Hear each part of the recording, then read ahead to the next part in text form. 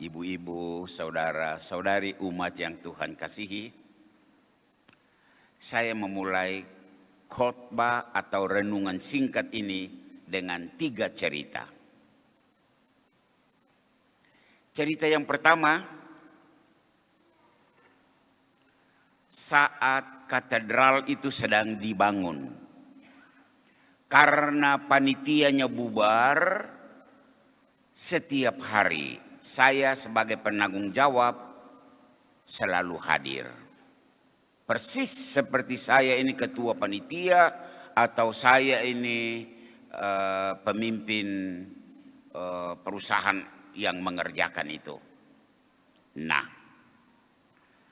pada suatu saat pastoran itu sedang dibangun dan kami berdiri di situ.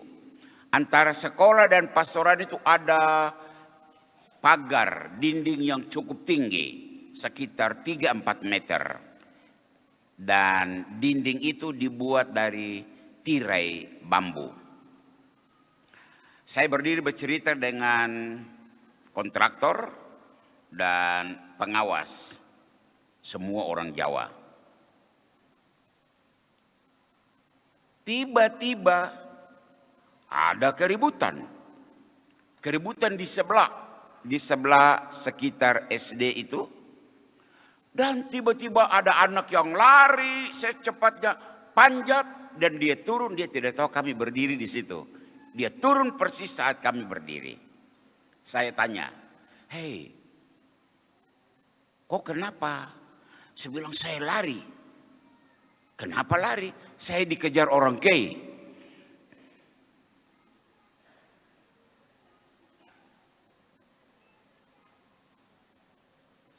Cerita pertama.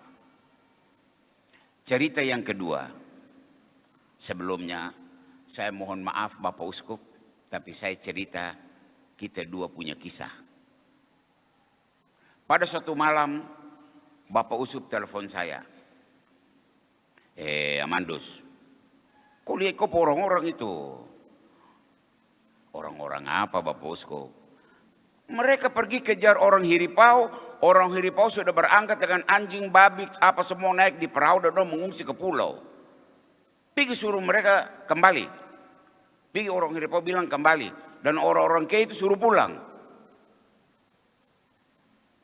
Orang kei turun pasang sasi, hawayar, baluirin.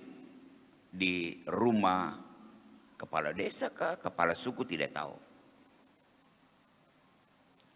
Saya balas, dan ini saya minta maaf ya, khusus untuk orang-orang kei besar. Saya bilang, Bapak Uskup, yang kejar itu hampir semua orang kei besar. Bapak Uskup dia bilang, iya kah? Bapak Uskup diam. Cerita ketiga. Saya mengadakan kanonik. Kanonik itu proses terakhir sebelum orang menikah. Itu pemeriksaan tentang administrasi, nama orang tua, bla bla bla. Dan yang penting adalah kesungguhan. Apakah betul engkau cinta dia? Apakah tidak ada paksaan? Dan apakah Anda bebas dari halangan-halangan? Katolik ada 12 halangan. Dan momen kanonik itu momen pemeriksaan.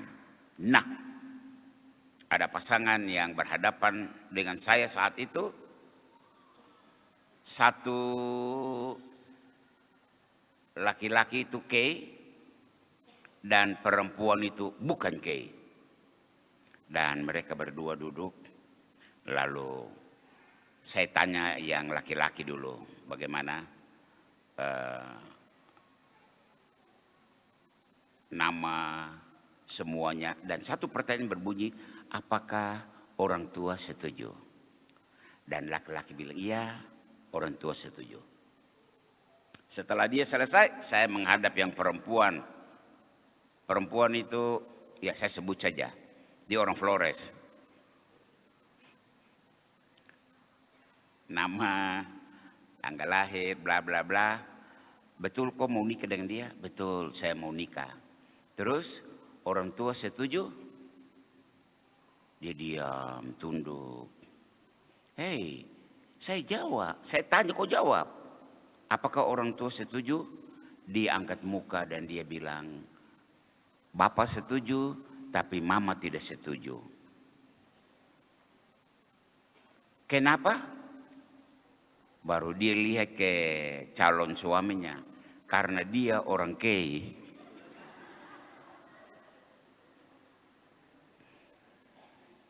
Itu 3 cerita. Bapak-bapak, ibu-ibu. Sepertinya orang kei kok jahat sekali ya.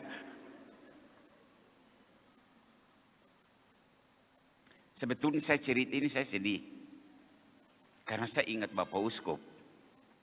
Sekarang ini Timika sudah aman, bagus sekali. Tapi momen-momen itu, 10 tahun lalu itu, saya dengan Bapak Uskup itu hati seperti diiris dengan sembilu. Ribut orang kei, ribut orang kei, ribut orang kei. Sampai mungkin umat masih ingat, pernah di katedral saya bilang, orang kei, kamu pergi di Bapak Uskup Seklil dan kamu copot keluar itu ban merah itu. Dan kamu copot keluar itu kopiah merah itu. Karena itu kami dua ini malu. Kami dua berdiri di depan ini. Kami mengajar banyak orang, pelbagai suku. Baru orang kayak bikin kami dua ini tidak bisa angkat muka. Syukur. Sayang keadaan sudah damai, Bapak Uskup tidak ada lagi. Tapi saya bangga. Sebegitu bejatnya orang kei, sebegitu jahatnya orang kei pada suatu momen, ada momen di mana mereka orang baik. Dan orang kei agama sudah masuk sebelum tahun 1900-an. 2 uskup justru datang dari kei besar. Dan untuk itu saya minta Anda untuk memuji Tuhan atas kebaikannya. Di kei, bagi yang tidak lahir di kei besar itu momok. Kalau ada masalah orang tanya, dari mana? Dari kei besar. Oh, aftete. Aftete itu artinya potong sampai putus. Aftet. You aftet. Itu orang sumbu pendek. Jadi kalau bermasalah dengan orang kei, dan kalau itu ke kei besar, pikir baik-baik. Karena rangnan avav, orang bilang aftet itu datang dari kei besar. Tapi heran, justru uskup, 2 uskup. Kalau tetol kita tidak hukum karena dia bukan uskup penuh, dia uskup auxilier dari kei kecil. Tapi uskup penuh itu dua-duanya dari kei besar. Saya bersyukur luar biasa. Dari tanah yang penuh lumpur, dari tanah yang penuh sampah, bisa tumbuh bunga yang indah. Kenapa tidak? Injil sore hari ini mengisahkan itu. Pemungut cukai itu orang tidak mau lirik, karena itu orang-orang pendosa. Disuruh tagih 5, dia tagih 50. Itu adat mereka. Dan orang semua tidak mau membuang muka kepada mereka. Orang tidak baik. Yesus lewat. Dan dia lihat Levi. Dan Levi, kok bisa ikut saya? Pertama orang pasti heran. Kenapa ya? Apa Yesus tidak punya mata? Apa Yesus tidak bisa tahu bahwa ini pemungut cukai? Tapi Yesus mengambil pemungut cukai itu. Dan dia membawa persis tinggal di rumah Levi. Dan di rumah Levi saking gembiranya membuat perjamuan besar dan mengundang banyak orang. Termasuk orang-orang berdosa. Dan ada sekelompok orang suci atau menganggap diri suci. Itu Farisi, orang Farisi. melihat itu, hei, kenapakah Yesus itu makan dengan orang berdosa? Dan keluarlah kata-kata Yesus yang tadi kita dengar dalam Injil.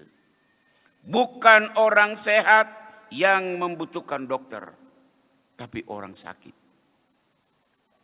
Aku datang bukan untuk memanggil orang benar, karena mereka sudah benar, mereka sudah cucu. Untuk apa lagi saya panggil mereka? Aku datang untuk orang berdosa, supaya mereka bertobat. Dari bacaan Injil ini, saya kembali ke ketorong punya cerita. Ya, masyarakat Kei, jangan malu. Jangan malu bahwa kita pernah punya cerita kelam, cerita gelap. Levi punya cerita gelap, tapi Yesus memakai dia untuk mentobatkan banyak orang. Banggalah Anda bahwa dari tanah yang dianggap sumbu pendek, Aftet, lahir dua uskup pertama orang Kei. Dan itu saya merasa suatu hal yang luar biasa, mujizat. Kalau seandainya itu orang-orang tidak baik, kenapa uskup, dua uskup lagi datang dari sana?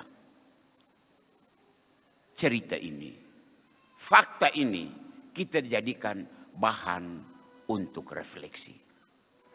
Sejahat-jahatnya kita, Tuhan tetap sayang kita.